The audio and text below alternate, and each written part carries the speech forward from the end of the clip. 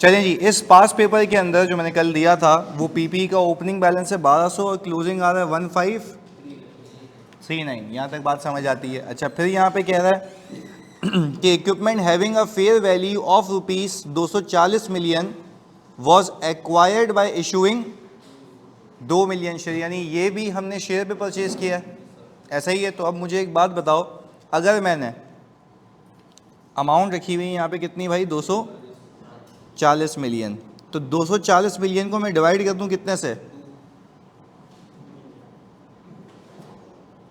तो एक शेयर कितने का है, 120 का एक शेयर है। अच्छा, तो इसकी पार वैल्यू कितनी दी हुई है, 100 दी हुई है। तो यहाँ पे जब 100 दी हुई है तो फिर हमें जो 100 ही लेनी होगी। तो जल्दी बताओ, इसकी एंट्री ऑल टुगेदर ये बनी होगी कि पीपी डेबिट कितने से, शेयर कैपिटल क्रेडिट 2 मिलियन को 100 से, ये आ गया, और आपका शेयर प्रीमियम आ गया 40 से। ये भी क्लियर है। अच्छा, इस पूरी एंट्री का पीपी के ऊपर तो इम्पैक्ट है बट कैश पे कोई इम्पैक्ट नहीं है, ये सीधा सीधा हिसाब किताब है। अच्छा भाई, हमने कहा कि ये आ गया शेयर कैपिटल प्लस प्रीमियम 240।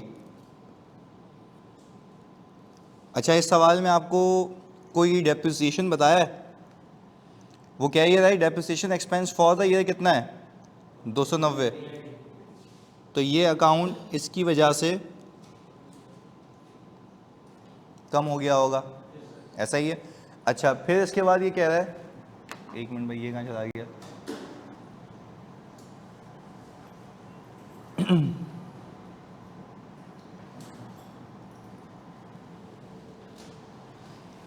अच्छा जी, फिर इसके बाद वो कह रहा है कि एक एसेट आपने इस बार बेचा है, सही है, जो कि क्या था, फुली डेप्रिशिएटेड। फुली डेप्रिशिएटेड का मतलब है वो आपके पास इस अकाउंट में कैरिंग वैल्यू जीरो होगी। तो जितने की कॉस्ट है उतने का वो डेप्रिशिएट हो चुका है, कैरिंग वैल्यू आपकी जीरो होगी, तो इस अकाउंट में जीरो ही जाएगा, ऐसा ही है। तो हमने कहा कि भाई इसका कोई इम्पैक्ट नहीं है, डिस्पोजल मैं लिख के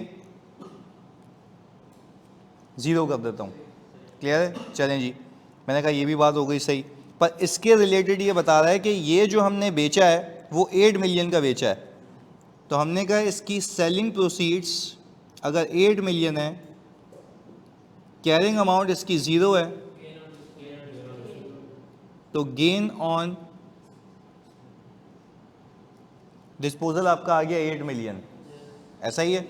चलें जी, तो अब हमने कहा कि भाई इस 8 में से भी कुछ पैसे बाकी हैं, कितने, तो आपने कहा कि भाई यहाँ पे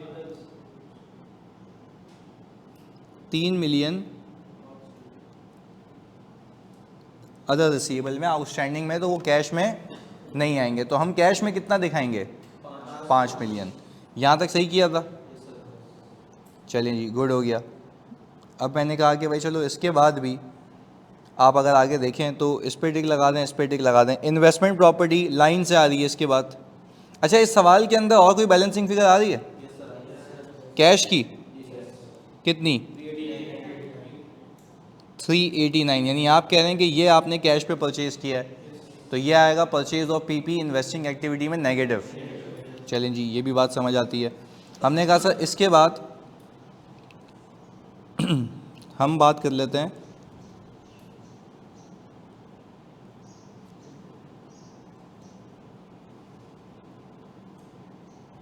इन्वेस्टमेंट प्रॉपर्टी।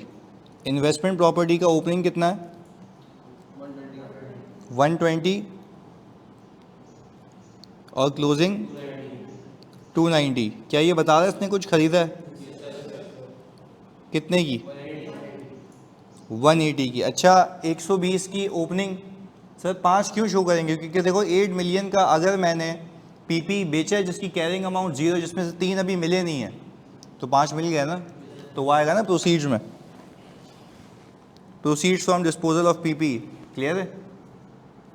ओके जी, अब मुझे बताओ कि भाई ओपनिंग प्लस एडिशन, इसके बाद अगर मैं कहूँ तो क्लोजिंग मेरा ज़्यादा होना चाहिए, तो ये कम क्यों है? डेप्रिसिएशन तो इन्वेस्टमेंट प्रॉपर्टी डेप्रिशिएट होती है, व्हेन, जब कॉस्ट मॉडल पे, और फेयर वैल्यू पे होगी तो नहीं होगी। तो हमने दोनों केसेस सीखे हुए।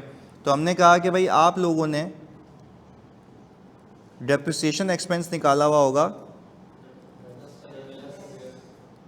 कितना, 10 का। अच्छा ये भी नॉन कैश है। अब चाहे पीपी के ऊपर हो चाहे उसके ऊपर हो, दोनों केसेस में ये क्या होगा, ऐड बैक हो जाएगा। Very good. तो हमने कहा कि भाई चलें ये भी हो गया done.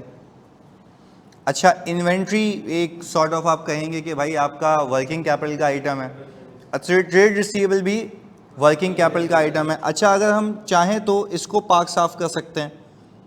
Pre payment and other receivable को अगर मैं यहाँ से हटाऊँ और पार्क साफ करूँ तो इसके अंदर कितना पैसा है, 3 का, तो इसको 11 करूँ। अब बात क्लियर है। चलिए जी एक तो ये पता नहीं कैसा आके गया हुआ है, वो भी जुगाड़ है। मैं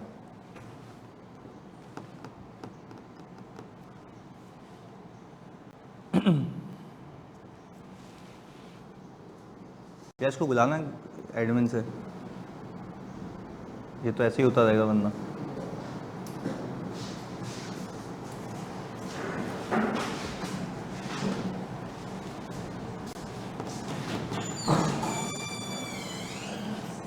एक मिनट रुकना यार, ऑनलाइन वन।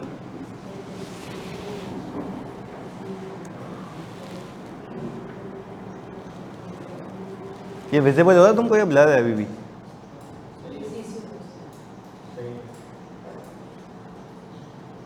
वो उसने सही लगाया ही नहीं है बेवकूफ़ ने। अच्छा ये बात कह रहे हैं सर ये 14 से 11 क्यों हुआ? भाई मुझे एक बात बताओ, मैंने अगेन एंड अगेन आपको सिखाया है, जब पीपी आपने बेचा था तो वो जो कुछ अमाउंट आपको मिला नहीं था तो वो ऑलरेडी आप लेस करवा चुके हैं। तो अगर इसको ट्रेड एंड अदर रिसीवेबल में रहने देंगे तो वहाँ से वापस से लेस हो जाएगा। तो कितनी बार हो जाएगा? 2 बार। तो आपने वहाँ से हटा दिया। ये बस ये तो मैंने पिछली क्लासेस में बताया, इससे पहले 5 रुपये किया उसमें भी था। ये हम हटाते इसलिए क्योंकि वो 2 बार माइनस। भाई खुद देखो ना, अगर आप क्लोजिंग रिसीवेबल में रखेंगे और आपको रिसीवेबल इंक्रीज होता हुआ दिखेगा तो आप इसको वापस से माइनस कर देंगे। तो आप कहेंगे ये पैसे नहीं मिले, तो जो नहीं मिले वो तो वैसे ही माइनस कर दिए ना, तो वो तो आप 2 बार माइनस कर रहे हैं। अली अब्बास क्लियर है? तो वो इसी के अंदर शामिल है। तो हमने कहा आप इसको ऑपरेशंस के रिलेटेड प्योरली रखो। चलें जी भाई कैश एंड बैंक। अच्छा शॉर्ट टर्म इन्वेस्टमेंट आ रही है, तो शॉर्ट टर्म इन्वेस्टमेंट मुझे एक बात बताओ, क्या ये पूरी इन्वेस्टमेंट वाकई में इन्वेस्टमेंट है या इसमें कुछ आपका इक्विवेलेंट भी है? अच्छा यानी इक्विवेलेंट को हम कैश फ्लो के पर्सपेक्टिव से, मैं कह रहा हूँ कैश फ्लो के पर्सपेक्टिव से, क्या कैश आउटफ्लो मानते हैं? नहीं हम। अच्छा तो क्या वो इन्वेस्टमेंट नहीं होती? होती है, तभी यहाँ पे अकाउंटिंग के पर्सपेक्टिव से वो इन्वेस्टमेंट ही है। पर कहने का मकसद ये है कि when we talk about the cash flow, वो हमारा कैश आउटफ्लो नहीं है। तो हम कभी भी कैश फ्लो के अंदर उसका पैसा जाता हुआ दिखाते, क्योंकि हम नीचे उसको कहते हैं वो मेरा ही कैश है, यानी एक कैश से निकल के वो इक्विवेलेंट बन गया। तो प्लस माइनस का इम्पैक्ट क्या है? 0। तो आप क्योंकि अब कंपेयर भी तो कैश से करेंगे या कैश एंड कैश इक्विवेलेंट से? तो बस ये बात आपने याद रखनी है कि the thing which you are saying that is not your outflow, तो आप उसको आउटफ्लो दिखाएंगे भी नहीं। तो पहले इसको पार्क साफ करें इक्विवेलेंट से, तो फिर जो इन्वेस्टमेंट आएगी वो जेन्युइन इन्वेस्टमेंट होगी। चलें जी, हमने कहा कि भाई अब हम अगर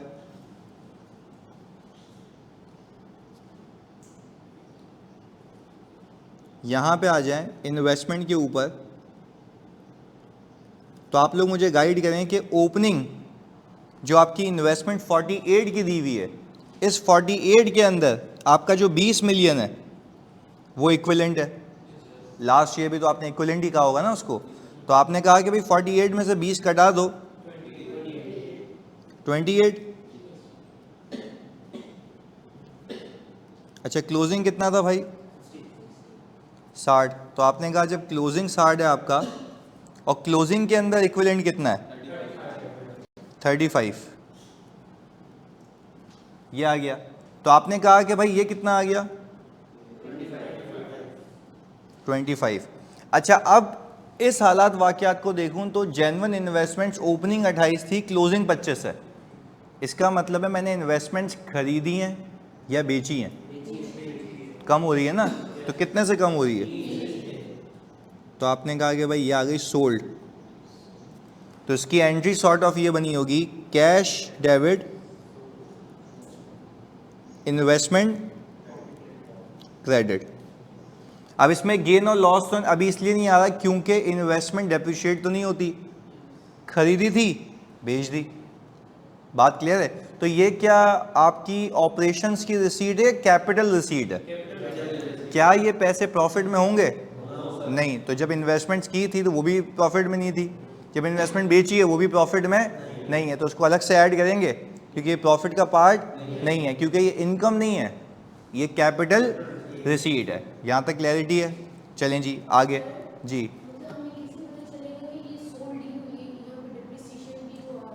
देखो इन्वेस्टमेंट कभी डेप्रिशिएट नहीं होती ना, अनलेस के वो आपको लिख के देता। बात को समझते हैं, चलो दोनों केसेस में आपको दोनों प्रूफ करता हूँ। अनलेस के वो आपको लिख के दे कि मैंने इन्वेस्टमेंट को फेयर वैल्यू पे लेके गया, यानी मैंने साल के शुरू में 28 मिलियन की इन्वेस्टमेंट की हुई थी। अब वो 28 मिलियन की इन्वेस्टमेंट, ये बहुत तुम लोगों की लॉजिक के लिए यहाँ फोकस होकर सुनना, मैंने कहा 28 मिलियन की इन्वेस्टमेंट साल के शुरू में थी, साल के आखिर में आते आते उसकी वैल्यू गिर गई, वो कितनी हो गई? 25। 3 का क्या हो गया? लॉस।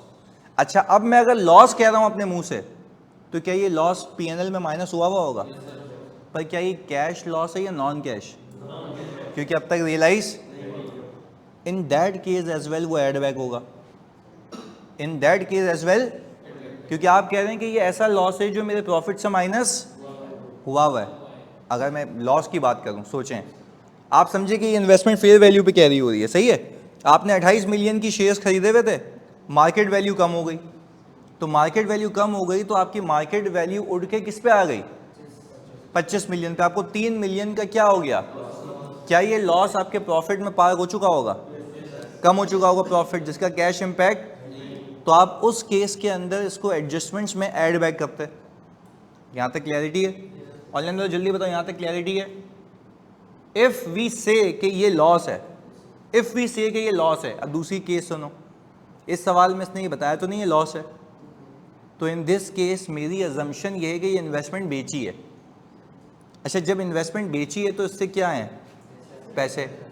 ये जो इन्वेस्टमेंट बेचना है, क्या ये इनकम है या कैपिटल रिसीट है? Just like you sell PP, जब पीपी को बेचते हो तो पैसा आता है ना, वो कैपिटल रिसीट होती है, वो कैपिटल, वो इनकम नहीं होती। जो इनकम होती है उसको तो जीरो कर देता हूँ, तो पूरे पैसे दिखा देता हूँ जो प्रॉफिट में शामिल नहीं होते। दोनों केसेस क्लियर हैं? तो इफ़ यू से कि दिस इज अ लॉस, तब भी ऐड बैक होगा क्योंकि नॉन कैश है। इफ़ यू से this is a capital receipt, तब भी ऐड होगा क्योंकि वो कैपिटल रिसीट है, बट जगह चेंज हो जाएगी, वहाँ पे एडजस्टमेंट्स में आएगा, यहाँ पे इन्वेस्टिंग एक्टिविटी में। बात क्लियर है? चलें जी भाई, यहाँ तक कोई मसला ऑनलाइन वालों जल्दी बताओ। प्रॉफिट भी हो सकता है तो वो भी नॉन कैश होगा, ऊपर लेस कर देंगे। चलें जी, यहाँ तक क्लैरिटी है? अच्छा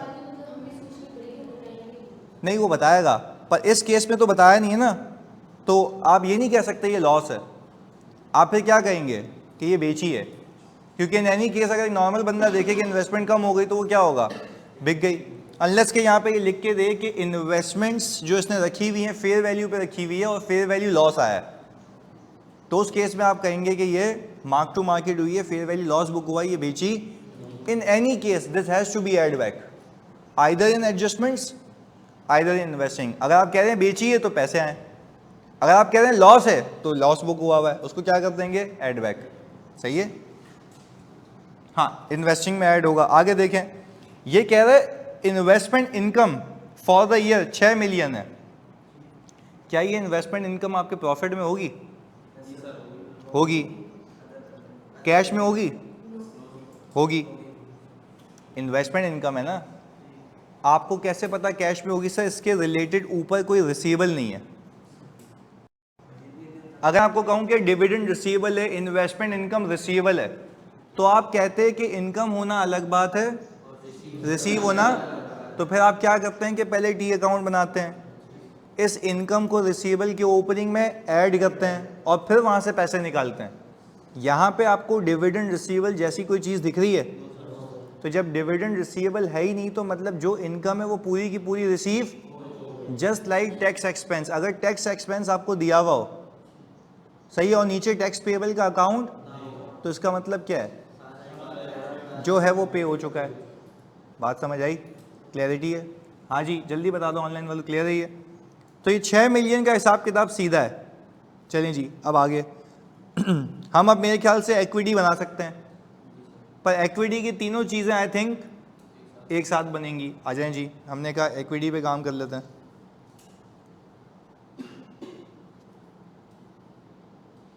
हाँ भाई, शेयर कैपिटल प्लस प्रीमियम साथ बना दें।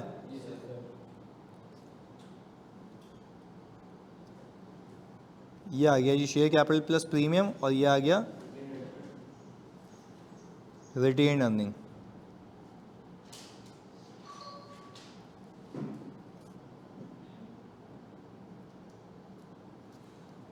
ओपनिंग कैपिटल कितना है?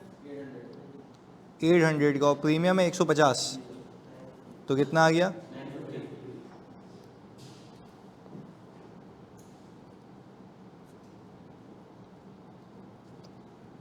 और क्लोजिंग कैपिटल आपका आ रहा है 1200 और 290,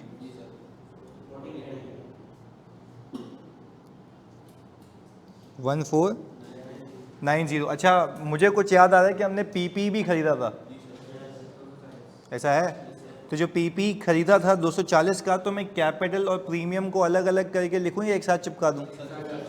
रीज़न, एक ही अकाउंट बनाया तो ज़िंदगी आसान है।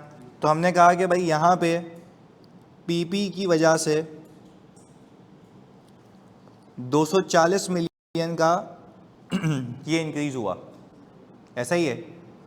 अभी भी याद है, 240 मिलियन का ये इंक्रीज़ हुआ। अच्छा, इससे कोई कैश आया या पीपी आया? I think, but no cash impact, no cash impact. चलें जी, हाँ मोहम्मद साहब, तुम्हें तो सही आ रही है ना यहाँ पे स्क्रीन? तुम्हें तो क्लियर आ रही होगी ऑब्वियसली, क्योंकि तुम तो यहाँ पे ऑनलाइन देख रहे हो। ये स्क्रीन जो मसला कर रही है, इनके सारे मसले क्लास के बाद सही होंगे। अच्छा भाई, 950 240 आ गया। अब मुझे बताओ 950 में 240 प्लस करूँ, क्या क्लोजिंग के इक्वल बनता है? क्यों? फर्दर इशू हुआ है, तो आपने कहा कि ओके ओके सही समझ गया। कैश कितना जी? 300। इसके अंदर प्रीमियम व्रीमियम सब है, तो आपको इसके अलावा टेंशन लेने की नीड नहीं है। यहाँ तक बात क्लियर है? चलें जी, अब हमने कहा कि भाई ये भी बात समझ आती है। ओपनिंग रिटेन अर्निंग कितना है जी? 290। क्लोजिंग 395। अच्छा, अब प्रॉफिट तो मुझे पता नहीं है, पर क्या मुझे डिविडेंड पता है? यह सवाल में डिविडेंड नहीं है, डिविडेंड नहीं है। अच्छा, अगर डिविडेंड होता तो मैं यहाँ पार करता ना, इसने बताया बिल्कुल। तो जो भी है वो प्रॉफिट कितना आ गया जी? आपने कहा 105 का बैलेंसिंग फिगर, यही है? ये आपके सवाल का स्टार्टिंग पॉइंट है जो आपको यहाँ से मिला है। ये बात क्लियर है ना? चलें जी, अब मैंने कहा कि भाई ये तीन चीज़ें भी हो गई। अब सवाल में 1 बाय 1 देखूं तो आईपी भी हो गया, शॉर्ट टर्म इन्वेस्टमेंट्स भी हो गई, फाइनेंशियल चार्जेस हैं 45 मिलियन के। फाइनेंशियल चार्जेस का मतलब है interest expense. Financial charges means expense, accrued means payable.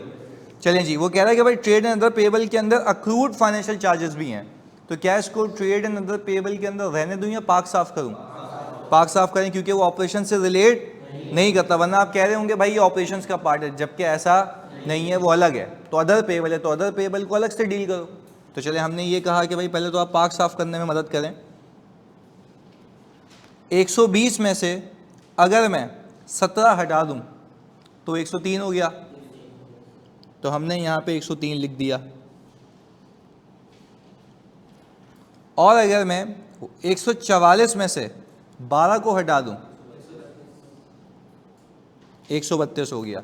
यानी ये अब प्योरली ऑपरेशन से रिलेट करता है, और प्योरली ऑपरेशंस का मतलब है परचेजेस से। पहले क्यों नहीं कर रहा था? इंटरेस्ट भी था ना। तो इंटरेस्ट, अब देखो लॉजिकल बात बताता हूँ, आपका ट्रेड पेएबल परचेजेस की वजह से इंक्रीज होता है, ऐसा है, और आपका इंटरेस्ट पेएबल इंटरेस्ट एक्सपेंस की वजह से। दो अलग अलग चीज़ें ना, मिक्स नहीं कर सकते। तो इसको अलग डील करोगे, इसको अलग डील करोगे। तो हमने कहा भाई चलें, ये भी बात समझ आती है। अब सर इसके बाद यहाँ पर हम एक इंटरेस्ट पेबल का अकाउंट बनाते हैं।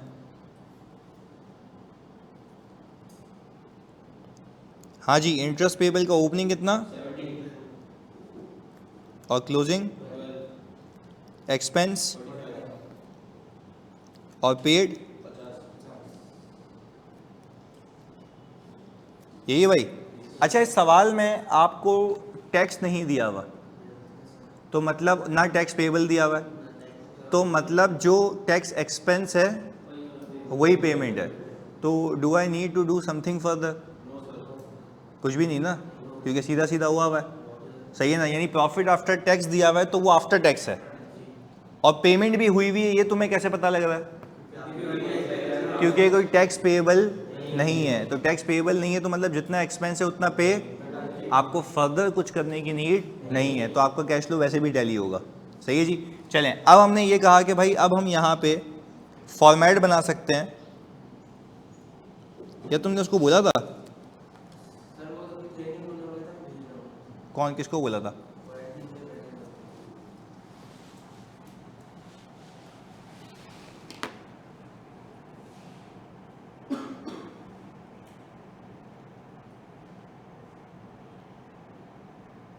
अंदर चले जाओ, जो अंदर वाला रूम है ना, अंदर चले जाओ।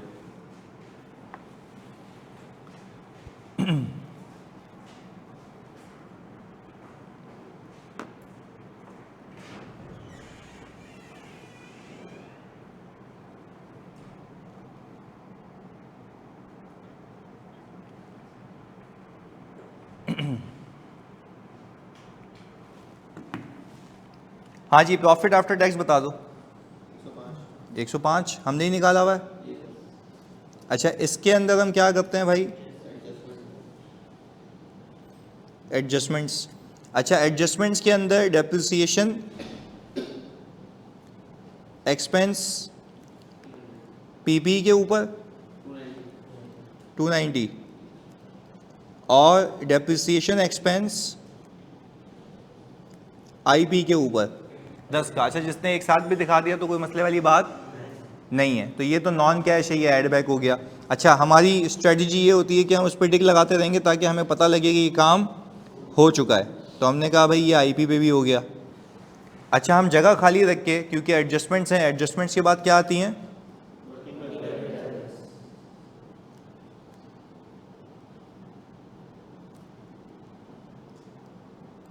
और वर्किंग कैपिटल चेंजेस के बाद जो भी टैक्स वैक्स पे होना होता है, इंटरेस्ट पेमेंट होती है, और उसके बाद आपके पास आती है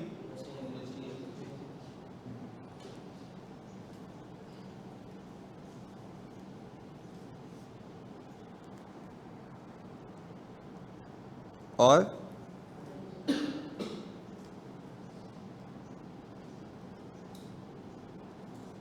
फाइनेंसिंग एक्टिविटीज़। अच्छा, इन्वेस्टिंग एक्टिविटीज़ के अंदर आपने परचेज ऑफ पीपी दिखाना है। क्या कोई कैश परचेज थी? 389 की, तो हमने कहा इस पर टिक लगा दो। तो ये पैसे का जाना है, ये आ गया। आपने कहा भाई परचेज ऑफ आईपी, ये कितनी है भाई? 180, ये भी कैपिटल एक्सपेंडिचर है। आपने कहा कि भाई ये 180 आपने यहाँ से हटा दिया। सही है जी, दो चीज़ें हो गई।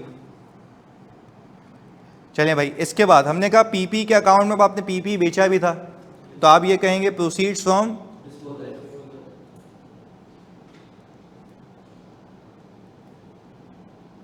कितना है जी? तो सर वो जो 3 है वो अभी रिसीव, तो आपने यहाँ से हटा दिया। तो अगर उसको अदर रिसीवेबल में रहने दोगे तो 2 बार सब्ट्रैक्ट हो जाएगा, क्योंकि क्लोजिंग में अगर ज़्यादा है तो आप कहेंगे रिसीवेबल इंक्रीज हो गए, माइनस करो। तो यहाँ से भी माइनस किया है, ऊपर से भी माइनस हो जाएगा, तो 2 बार हो जाएगा। तो क्या हमने ऊपर माइनस होने दिया या ऊपर से भी हटा दिया, ताकि वो इक्वलाइज हो जाए? क्लैरिटी है। चलें जी, तो हमने कहा कि भाई ये तो आ गया आपका 5। आई बिलीव इन्वेस्टिंग एक्टिविटी में ये है, या फिर एक इनकम भी है? ऐसा ही है ना। तो मैंने आपको सिखाया था एडजस्टमेंट में आप इन्वेस्टमेंट इनकम 6 की लेस करेंगे सिर्फ प्रेजेंटेशन के लिए और नीचे ऐड कर देंगे।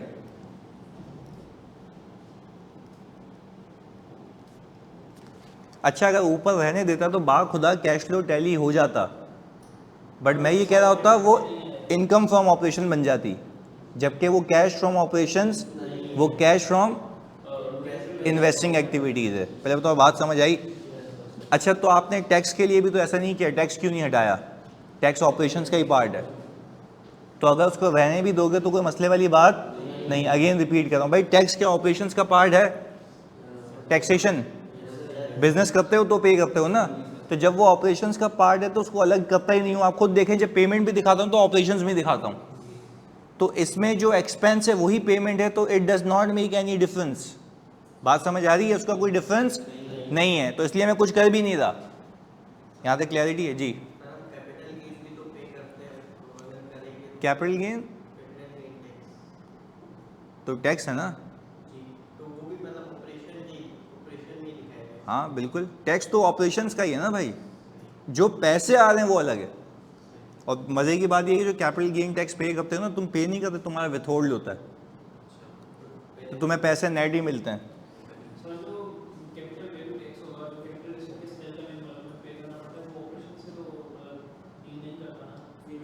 अबे भाई सेपरेट ब्लॉक ऑफ टैक्सेशन है ना, तो तुम्हें पैसे कट के मिलते हैं, तो ये तुम्हारी रिसीट नेट हुई भी होगी ना ये वाली, सही है? तो ये रिसीट ही नेट है। देखो जो भी taxation whatever you are paying, you can not say कि मैं इसका टैक्स यहाँ दिखाऊंगा, इसका टैक्स यहाँ दिखाऊंगा, टैक्स पूरा दिखाओगे, क्योंकि पूरे ऑपरेशंस की टैक्सेशन हो रही है। किसकी टैक्सेशन हो रही है? उससे जो कमाई हो रही है अदर देन ऑपरेशंस, वो अलग दिखा दो यहाँ पे बस, वो भी पैसे ना कि इनकम। यहाँ पे पैसे और इनकम इसलिए सेम है क्योंकि कोई रिसीवेबल नहीं है, बस इतना सा फर्क है। सही है?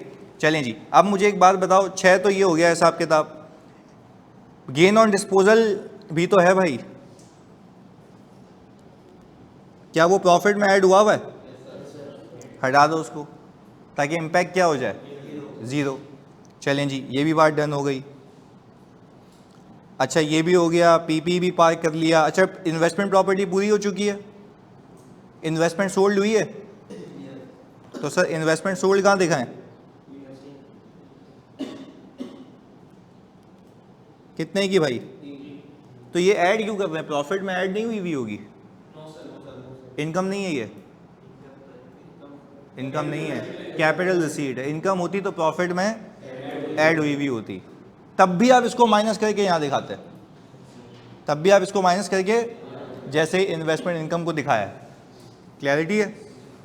चलें जी, हमने कहा इसके बाद अगर एक एक करके हेड वाइज चलें, तो आपने शेयर इशू किए हैं कितने के भाई?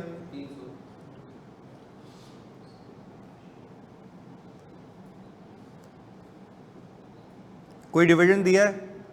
नहीं। अच्छा आप इस पे आ जाएं, लोन्स पे, लॉन्ग टर्म लोन और current portion of long term loan. इसका मैं थोड़ा सा ब्रीफ बैकग्राउंड देता हूँ आप लोगों को। मैंने बैंक से लोन लिया 100 रुपये का, सही है? बैंक मुझे कह रहा है कि तुम्हें पहली किस्त अगले साल पे करनी है 20 की। मेरा लोन कितने का है? 100 का ही है।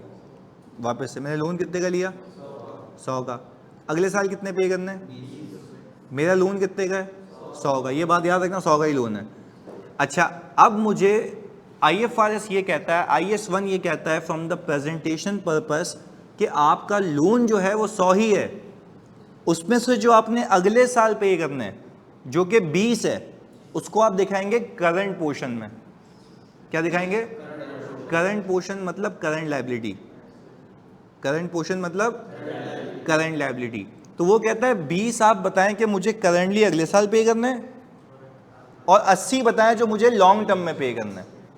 तो इसका मतलब है 80 लोन नहीं है, इसका मतलब है 20 लोन नहीं है, दोनों लोन है, उसकी प्रेजेंटेशन से अलग है, ताकि शेयर होल्डर को पता लगे कि इतना कैश फ्लो जनरेट हो रहा है कि अगले साल की किस्त अदा हो सके।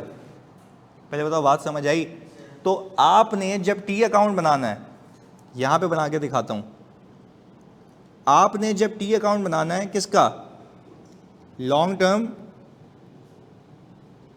लोन का, तो बच्चों लॉन्ग टर्म लोन का ओपनिंग बैलेंस में 445 नहीं रखूंगा, 445 प्लस 60 तो कितना हो गया, 445 में 60 करो 505। चलें जी, हमने कहा 505 आ गया, ये आ गया ओपनिंग 505। अच्छा फिर वापस से सर आपने सिर्फ 445 क्यों नहीं रखा, क्योंकि आप कह रहे हैं 445 तो ऐसा लोन है जो अगले साल के बाद पे करूंगा, अगले साल के, मेरी एग्जांपल में वो कितना है 80, मेरी एग्जांपल में वो 80 है, तो 20 क्या है करंट, इस साल नहीं। देखो आप, मैंने लेट से मैं 2022 में हूँ, अज्यूम करें बच्चों लेट से कि मैं 2022 में हूँ, मैंने 2022 में 100 का लोन लिया। अच्छा पहली किस्त अदा होगी 2023 में, 2000 कितने की 20 की, तो मैं जब 2022 की बैलेंस शीट बनाऊंगा मेरा टोटल लोन कितना होगा 100 का, उस 100 के लोन का ब्रेकअप बताऊंगा 20 और 80, 20 बताऊंगा कि 23 में पे होगा और 80 बताऊंगा कि उसके, तो शेयर होल्डर खुद समझ जाएगा कि करंट पोर्शन का मतलब है currently in next year you have to pay 20 and उसके आगे आने वाले सालों में 80, टोटल लोन विल बी, तो ये भी यही किया है मैंने, उसमें इसको प्लस किया है, देख लो यहाँ पे 505 आता है, पक्की बात है। तो क्या कोई आपको ये कहे कि आपका लोन 20 है, नहीं, आपका लोन 80 है, नहीं, आपका लोन, तो वो तो प्रेजेंटेशन के लिए अलग है, सिर्फ प्रेजेंटेशन। बात क्लियर है? चलिए जी ऑनलाइन लो प्लीज कंफर्मेशन दे दो, बात क्लियर है जल्दी से। Current non current is just a presentation, इसके अलावा कुछ भी नहीं है। चलें जी ओके, अब आ जाएं आप क्लोजिंग पे, यहाँ पे फोकस कीजिएगा। लॉन्ग टर्म लोन आपका क्लोजिंग जो आ रहा है वो आ रहा है 367, नहीं 367 आ रहा है ना, ये रहा, एक मिनट, 367 है, बिल्कुल 367 है ना।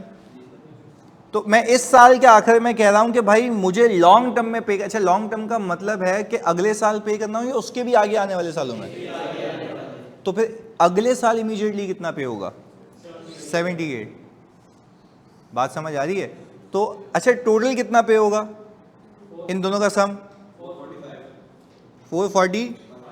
अच्छा मैं ये कह रहा हूं कि मेरा जो लोन है वो 445 का ही है, पर 445 में से 78 अगले साल पे होगा और उसके बकाया पैसे, ताकि शेयर होल्डर ये दिमाग बना ले कि भाई ये तो पे करना है, ताकि किस्त तो अदा हो सके ना, वरना तो आप करंट मेच्योरिटी कैसे निकालेंगे भाई, मतलब करंटली कितना पे करना है वो आपको क्लियर व्यू होना चाहिए, तो वो तभी तो हम नॉन करंट और करंट में तमीज़ रखते हैं।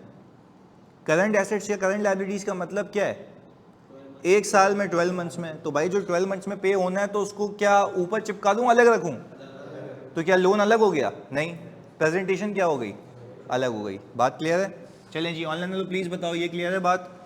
अच्छा भाई अब समझ आने वाली बात यह है कि 505 का ओपनिंग लोन था, क्लोजिंग कितना बचा है 445, तो मुझे बताएं कि पे कितना हो गया, ये कैश पेड है। अच्छा जब लोन रीपेड है तो क्या ये कोई एक्सपेंस है या रीपेमेंट ऑफ फाइनेंस है, तो ये प्रॉफिट में से माइनस कैश में से हुआ है, तो आपने कहा भाई यहाँ पे आप लोन रीपेड दिखा दें, कितने का जी 60 का।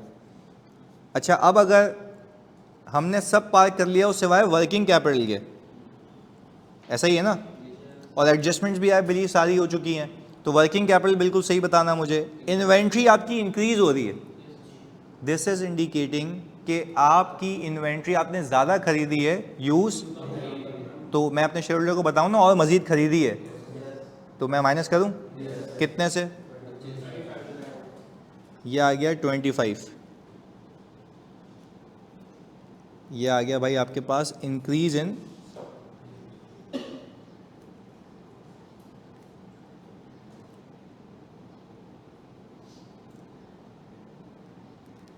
इन्वेंट्री, सही है। चलें जी इसके बाद ट्रेड रिसीवेबल, भाई ये इंक्रीज होगा, इसका मतलब ये है कि मैंने माल बेचा है, यस, बट पैसे, तो फॉर द ईयर जितना माल बेचा और जितने से ये रिसीवेबल बढ़ गया, मतलब उतने पैसे रियलाइज नहीं हुए, तो मैं क्या करूं, लेस कर दें। तो हमने कहा कि भाई ये आ गया हमारे पास इंक्रीज इन रिसीवेबल, कितना जी, 51। चलें जी, अब हमने कहा ये भी हो गया। अच्छा, pre payments and other receivable park साफ हो चुका है। अच्छा, ये ओपनिंग के मुकाबले में कम हो रहा है, ओपनिंग के मुकाबले में, अच्छा अब कम हो रहा है, मतलब मैंने पैसे दिए या मिल गए, मुझे मिल गए, मिल गए ना। अच्छा, तो जब मुझे पैसे मिल गए तो मैं क्या करूं, ऐड बैक कर दूंगा। भाई खुद देखो ना, आपका रिसीवेबल क्या हो रहा है, डिक्रीज हो रहा है। अच्छा, अगर प्री पेमेंट्स की लॉजिक दूं तो वो भी सीख लो। प्री पेमेंट्स क्या होते हैं, आपने किसी को एडवांस दिया, मुझे रेंट पे रहना था, मैंने 1 महीने का रेंट, अब बात समझिएगा, जब मैंने 1 महीने का रेंट एडवांस दिया तो मेरा एसेट बना होगा, उसके बाद अगर वो यूज़ हुआ तो एक्सपेंस में कन्वर्ट हुआ, पर वो जो एक्सपेंस में कन्वर्ट हुआ तो उससे मेरा प्री पेमेंट का बैलेंस कम हो गया होगा। एंट्री क्या बनती है जब पैसे देते हैं, प्रीपेड, रेंट डेबिट और कैश क्रेडिट। तो जब ये प्रीपेड इंक्रीज हुआ होगा तो प्रॉफिट पे इम्पैक्ट नहीं होगा, कैश पे इम्पैक्ट होगा, तो मैंने माइनस करवा दिया होगा। वापस सुने, आपने 1 लाख रुपए का एडवांस रेंट पे किया, क्या ये कोई एक्सपेंस है या कैपिटल पेमेंट है, यानी आपने कहा ना कि प्री पेमेंट है, उसका प्रॉफिट पे इम्पैक्ट, तो आपने लास्ट ईयर उसको माइनस करवा दिया होगा। आज वही प्री पेमेंट कम हो रही है, मतलब एक्सपेंस में कन्वर्ट हो रही है, पर एक्सपेंस में कन्वर्ट हो के पीएनएल में तो एक्सपेंस चार्ज हो गया, क्या कैश का इम्पैक्ट है या एड बैक करूं। तो दोनों लॉजिक्स हैं, अदर रिसीवेबल और प्री पेमेंट दोनों सिखा दिया। अदर रिसीवेबल कम हो रहे हैं मतलब पैसे आ रहे हैं, प्री पेमेंट कम हो रहा है मतलब एक्सपेंस हो गया था, कैश एक्सपेंस नहीं है। कैश कब दिया होगा, ऑलरेडी पे हो चुका था। दोनों बातें क्लियर हैं जी।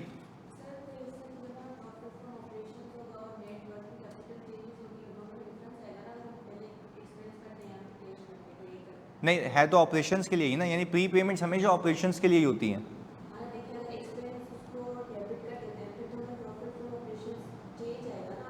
तो हम प्रॉफिट फ्रॉम ऑपरेशन का टोटल दिखाते ही नहीं ना कभी, कहाँ दिखाते हैं हम, वो तो मैंने आप लोगों को लॉजिक सिखाई है कि वो प्रॉफिट फ्रॉम ऑपरेशंस होता है। हम तो ये कहते हैं ऑपरेशंस का कैश निकालो। अब जो भी प्री पेमेंट्स के रिलेटेड एक्सपेंसेस हैं, लेट से मैंने 1 लाख रुपए पिछले साल पे किए थे, तो पिछले साल ये एक्सपेंस था या प्री पेमेंट थी, तो लास्ट ईयर जब मैंने कैश फ्लो बनाया होगा तो प्रॉफिट में से 1 रुपया माइनस नहीं हुआ होगा, मैंने वर्किंग कैपिटल में उसको माइनस करा दिया होगा। पहली चीज क्लियर है।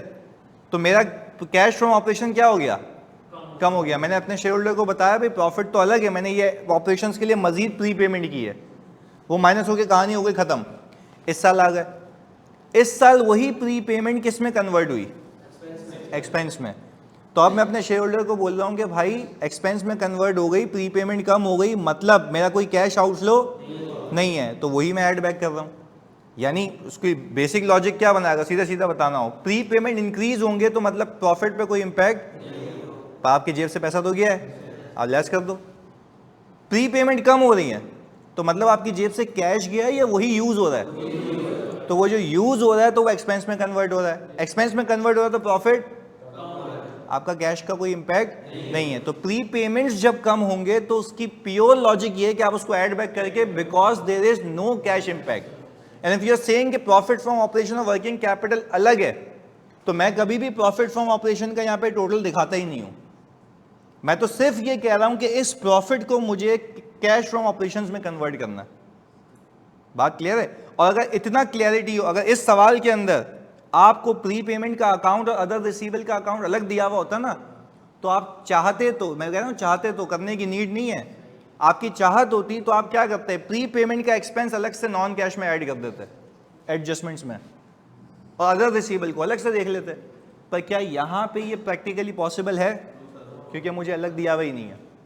बात क्लियर है।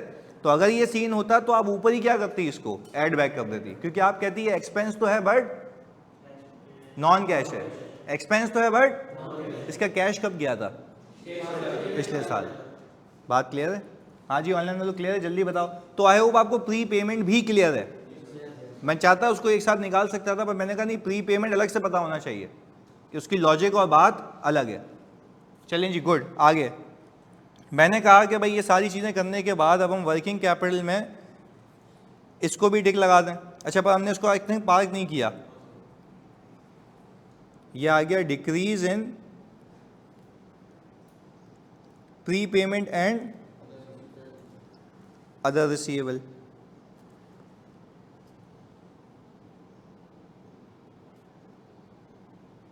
कितना है जी? ऐड बैक कर दूं? अच्छा, ऐड बैक करने की दो लॉजिक्स, या तो अदर रिसीवेबल का पैसा आ रहा है या प्री पेमेंट एक्सपेंस में कन्वर्ट हो रहा है। What so ever the case is, recovery भी ऐड होगी, नॉन कैश एक्सपेंस भी। और मैं इसको अलग इसलिए नहीं रख सकता क्योंकि मेरे पास अलग अकाउंट नहीं है। अदरवाइज जो ये कह रही है कि ऊपर ऐड बैक कर देना, द मोर ट्रू रिफ्लेक्शन। सही है, ओके। और अगर नहीं भी करो तब भी कोई मसले वाली बात नहीं है, सीधा सीधा बात एक ही हो जाती है। क्लियर है? क्योंकि मुझे इसको सिर्फ कहाँ दिखाना है? ऑपरेशंस में। क्योंकि मैं कह रहा हूँ ना, वर्किंग कैपिटल चल रहा है, पैसे फंस रहे निकल रहे हैं, फंस रहे निकल रहे हैं, तो ये वही है। सही है जी, ओके। इसके बाद हमने कहा कि भाई शॉर्ट टर्म इन्वेस्टमेंट हो चुकी थी। इसके बाद आप बता दें लॉन्ग टर्म लोन भी हो चुका है। अब आप इस पे आ जाएं ट्रेड एंड अदर पेएबल पे। 103 वर्सेस 132, क्या आपका पेएबल इंक्रीज हो रहा है? इसका मतलब आपने इतने पैसे पे नहीं किए, तो क्या मैं ऐड बैक कर दूं? तो बताएं मुझे। Increase in payable 29। अच्छा, अब मुझे ये लगता है कि भाई आप जब ये सारी कारस्तानियाँ कर लेंगे तो आपको यहाँ पे मिल जाएगा कैश फ्रॉम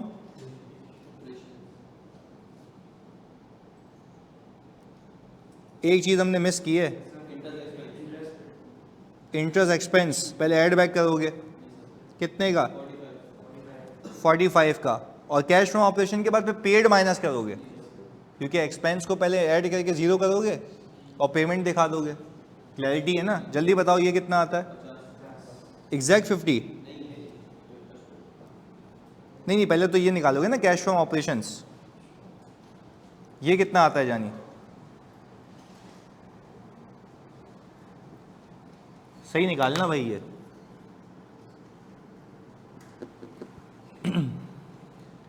आज तो हमारी पूरी क्लास पास पेपर में चली गई है। नीचे करूं? 398। ऑनलाइन वालों प्लीज़ तुम लोग भी चला लो कैलकुलेटर भाई। 398 जल्दी बताओ। चेक कर लो भाई। ये 105, 290, 10, 6, 8, 45, 25, 51, 9, 29, 398 आता है।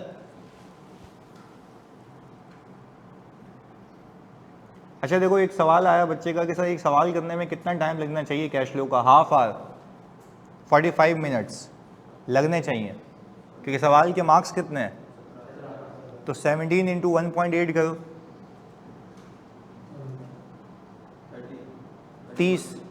30 मिनट्स में हो जाना चाहिए। अच्छा, अगर 40 मिनट में भी हो रहा है, पूरा सही हो रहा है, तो क्या सौदा बुरा है? बिल्कुल सही है। आपको तो नंबर निकाल के साइड में करना है ना। चलो, अब मैं अगर एक आध लगा, कोई मसले वाली बात नहीं। This is the impact of learning curve ना। अभी आगे आप जितने सवाल करेंगे उसमें टाइम क्या होता रहेगा? खुद ही ऑटोमेटिकली कम होगा ना, the more you will practice.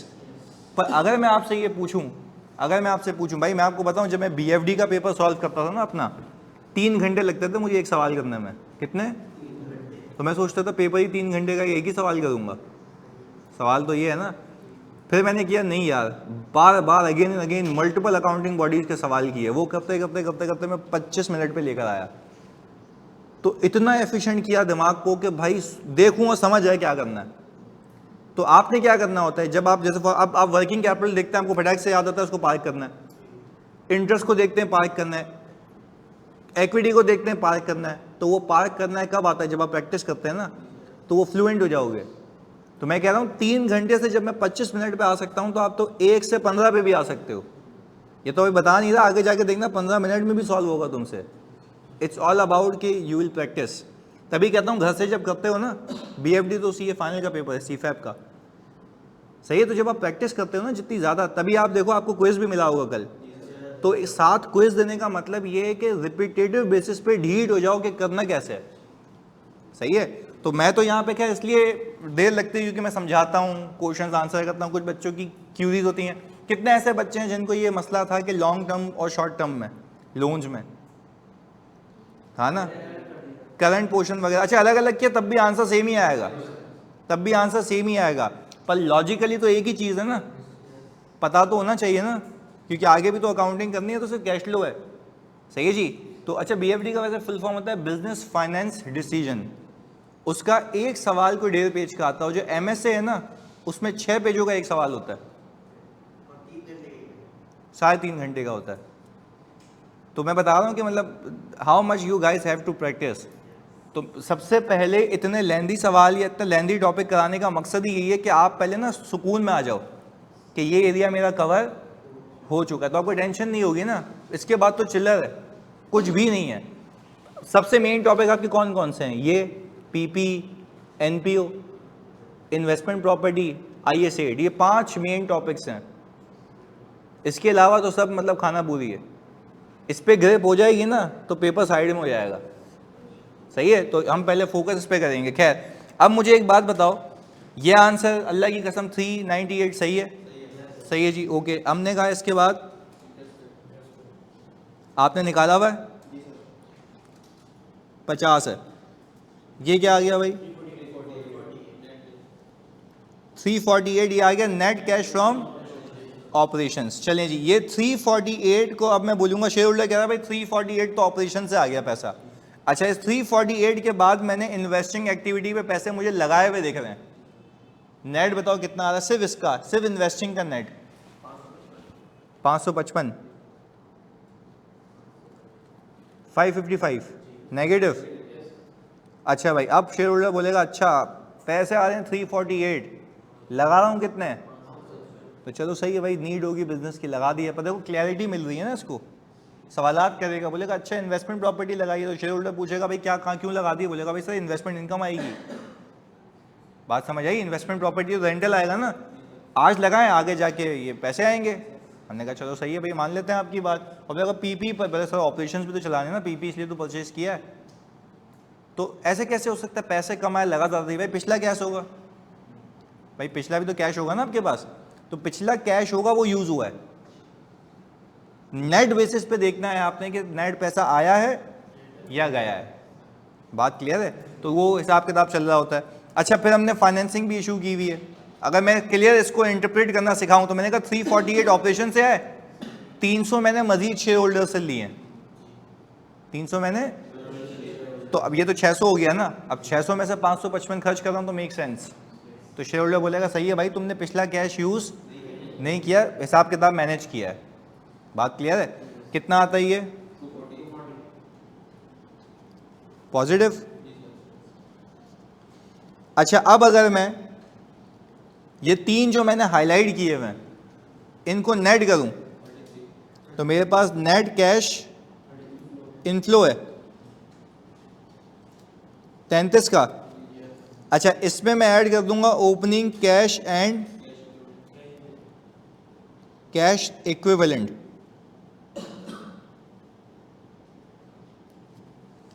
ऐसा ही है।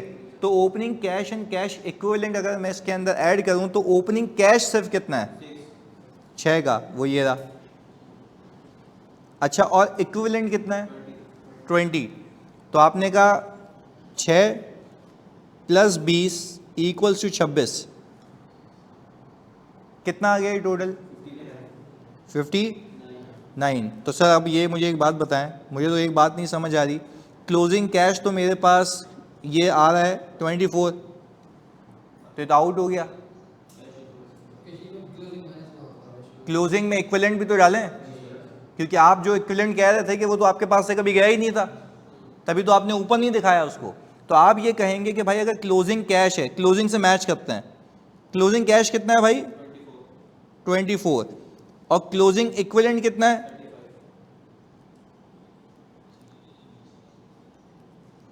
35। तो ये मिला के बनता ही है 59। मैच हो गया। तो मैं भी तो यही कह रहा हूँ कि भाई हमारे पास अब कैश नहीं है, कैश एंड कैश इक्विवेलेंट्स मौजूद है, तभी मैंने ऊपर उसको पैसा जाता हुआ दिखाई नहीं, क्योंकि मैंने अज्यूम किया था कैश में से निकल के उधर आ गया, कैश में से निकल के, और कोई पूछे कि सर इक्विवेलेंट अगर बेच दूं तो यहाँ से निकल के वापस यहाँ आ जाएगा, नहीं ये बात समझ।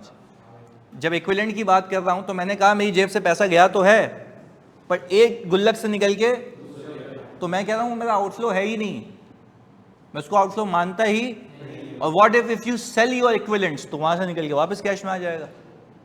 तो आपने उसको ऊपर मूवमेंट में नहीं दिखाना, मूवमेंट में तब दिखाते हो जब यू गाइस से कि मेरे पास से पैसे गए, तो cash equivalent is not your outflow, that is the amount with you, आपके पास से वो गया नहीं है। तो आई होप कि आपको कैश एंड कैश इक्विवेलेंट का कॉन्सेप्ट भी बिल्कुल क्लियर है इसके अंदर, क्लियर है।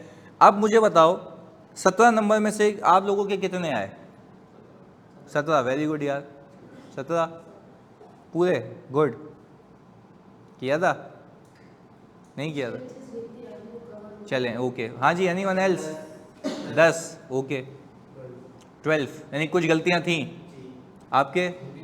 14, वेरी गुड। अच्छा अब ये देख लो 17 में से अगर 14 नंबर भी निकाले हैं, जिसने 17 भी, अब देखो ये भी बात सुनो, ये ऐसा टॉपिक है इसमें पूरे नंबर आ सकते हैं, और इट्स ऑल अबाउट लॉजिक्स कि आप करते जाएं आपको नंबर मिलते जाएंगे, तो आपको एक सुकून होगा एग्जाम में, क्या ये नंबर तो मेरे पक्के हो चुके हैं, तो फिर आगे का काम करना है।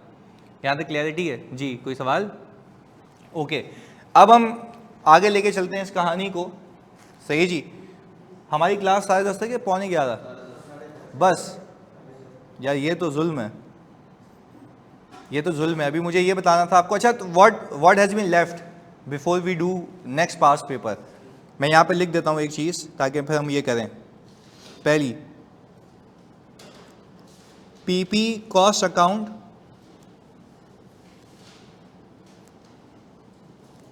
एंड accumulated depreciation account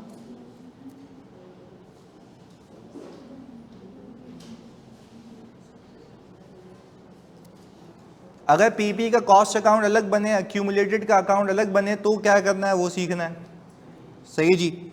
दूसरी चीज सीखनी है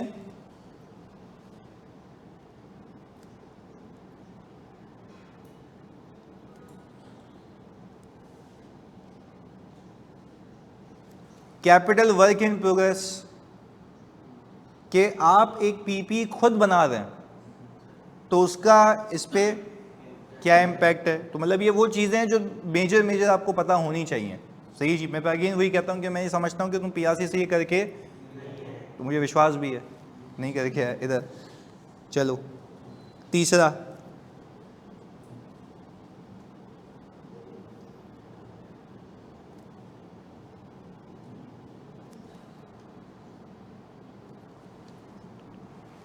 इंश्योरेंस क्लेम्स रिलेटेड, कि भाई अगर मेरा पीपी डैमेज हो गया और मैंने इंश्योरेंस वालों को कहा इसके मुझे पैसे चाहिए, तो उसके रिलेटेड जो इनकम बुक करोगे, उसके रिलेटेड जो पैसे आएंगे, सिर्फ हल्का सा समझाऊंगा, खुद समझ जाओगे कैश फ्लो पे क्या इंपैक्ट आएगा। तो ये छोटी सी बातें हैं जो आपको आनी चाहिए, सही है। अच्छा, चौथी और आखिरी चीज़, उसके बाद फिर हमारा ये इनडायरेक्ट मेथड खत्म, पे किसी भी रंगो नस्ल का सवाल करो हो जाएगा, सही है। आखिरी चीज़ जो इसके अंदर बाकी है हमारे पास, वो ये है कि भाई इंश्योरेंस क्लेम के बाद हम ये कह सकते हैं कि आपके पास रेंटल ऑफ लोन,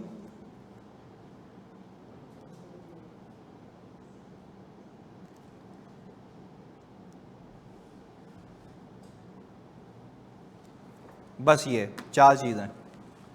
और अगेन ये अकाउंटिंग ही है जो आपको पीआरसी लेवल पे आनी चाहिए, पर मैं सिर्फ इसलिए क्लियरिफाई कर देता हूँ कि भाई आपको अकाउंटिंग आ जाएगी तो कैश फ्लो खुद ब खुद हो जाएगा, सही है। तो कितनी चीज़ें रह गई हैं? 4। अच्छा, अब आपसे सवाल एक, ये 4 चीज़ों की मेरे पास रिकॉर्डिंग भी है, दूँ या क्लास में कराऊँ? क्लास में कराऊँ? क्लास में, चलो क्लास में करा देते हैं। तो ये है तो फिर सही है, क्लास में कर लेते हैं, सही है। तो भाई ये 4 चीज़ें रह गई हैं, तो ये 4 चीज़ें मैं कराऊंगा, और कल मैं एग्जैक्ट, कल हमारी क्लास होगी, हाँ, तो कल मैं एग्जैक्ट 9 बजे शुरू कर दूंगा कल टाइम पे, सही है। कल 9 बजे शुरू कर देंगे हम क्लास, मैं कोशिश करूंगा 2 घंटे की क्लास लगाऊं, सही है ना। अदरवाइज 1.5 घंटे की भी लगी तो हम टाइम पे ये कॉन्सेप्ट शुरू कर देंगे, सही है। तो टाइम पे ये कॉन्सेप्ट शुरू करके फिर एक पास पेपर करेंगे और फिर हम मूव कर जाएंगे अपने कैश फ्लो के डायरेक्ट मेथड पे, और फिर मैं जो भी सवाल कराऊंगा वो दोनों मेथड से होगा, इनडायरेक्ट से भी, एग्जामिनर वो पूछे वो दे देना, ये पूछे, दोनों से आंसर सेम आएगा। इनडायरेक्ट मेथड है। अच्छा, इनडायरेक्ट को इनडायरेक्ट क्यों कहते हैं, जरा ये बात समझिए। इनडायरेक्ट मेथड को इनडायरेक्ट मेथड इसलिए कहते हैं क्योंकि आप इनडायरेक्टली प्रॉफिट को कन्वर्ट कर रहे हैं कैश में। वहां पे आप प्रॉफिट से शुरू ही नहीं करते, आप सिर्फ ये बताते हो पैसा आया कितना, गया कितना। तो यहाँ पे भी बताते हो, पर यहाँ पे पहले प्रॉफिट को कन्वर्ट करते हो किस में, कैश में। वहां पे प्रॉफिट की कन्वर्जन नहीं होती, वहां पे सीधा बताते हो कस्टमर ने कितने पैसे दिए। तो वो कैसे निकलेगा, दोनों की आपस में लिंकेज क्या है, वो मेरा काम है। सही है, बिल्कुल बताएगा। और मैं आपको हिंट्स भी बताऊंगा कि कब आप डायरेक्ट मेथड से सॉल्व कर सकते हैं। सही है जी, चलें मिलते हैं। बस सही डन है अली अब्बास, ओके, अल्लाह हाफिज़।